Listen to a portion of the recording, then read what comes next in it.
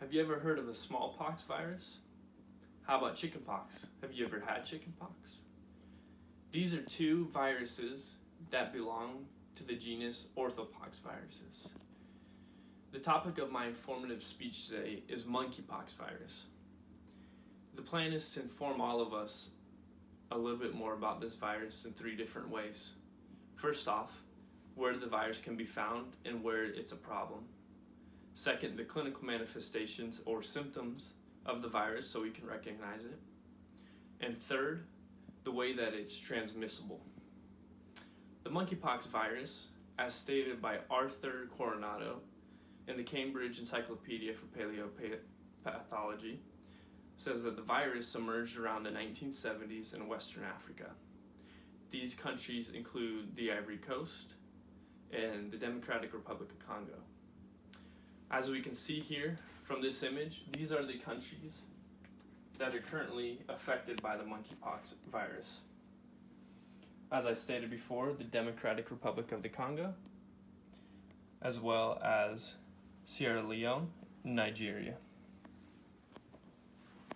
So now that we know where the virus is, let's talk a little bit more about the symptoms and clinical manifestations. If you or I get the monkeypox virus, we're first going to have fever, and then that's going to turn into a rash. This rash lasts about 2 to 4 weeks, and if you've ever learned anything about smallpox virus, it's very similar to that. There's little pustules or blisters that form all over your body. Do you remember when you had something similar to that when you had chickenpox virus? It's similar, but 10 times worse. And if we go over to this image here, we can see what that looks like. As you can see, these people are covered in these little bumps, and it says that monkeypox causes the emergence of small boil-like protrusions, and that is the case with this disease. So now that we know the symptoms, we can be better prepared to avoid and prevent this disease. Lastly, I'd like to talk about the transmission of this virus. You hear monkeypox and you say, it must have something to do with monkeys, and that's the case. A lot of Africans in this Western African region live right next to the rainforest. And as you could imagine, they get a lot of their food from farming, but also from hunting in the jungle. There's a big market for something called bush meat, and that is meat from monkeys and large rodents or bats that they hunt in the jungle. These animals have these viruses, and the viruses don't affect the animals. But when the hunter is chopping up the animal and its blood comes into contact with the hunter through an abrasion or a cut, the hunter can become affected.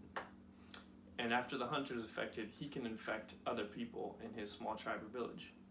One of the scary stories of transmission is that in 2003, when prairie dogs somehow were infected in the Midwest. This included the states of Wisconsin, Michigan, and Indiana. That was scary. There were some fatalities. But now that we all understand a little bit more about the monkeypox virus, we are more able to, one, notice where it's coming from and where it is a problem.